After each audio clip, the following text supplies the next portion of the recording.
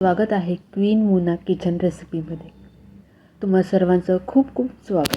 मित्रांनो, मोहट्याची भाजी फक्त ठराविक ऋतूमध्ये मिळते, पण आज आपण बनवणार आहोत आधीच वाळून वर्षभरसाठी साठवून ठेवलेली मोहट्याच्या फळांची झणझणीत भाजी.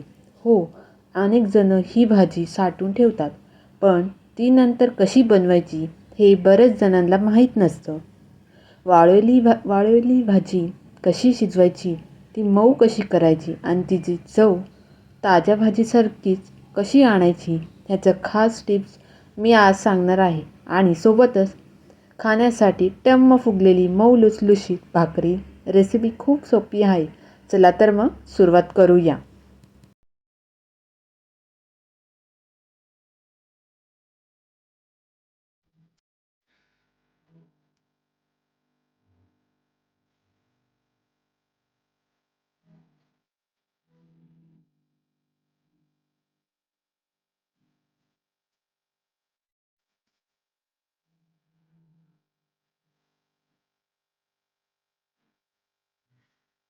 काळ्या तिळाची चटणी आहे ही. मोहट्याची सुकवलेली भाजी आणि वालाचे दाणे हे कुकरमध्ये शिजून घ्यायचे आहेत आणि त्यानंतरच त्याची भाजी तयार करायची.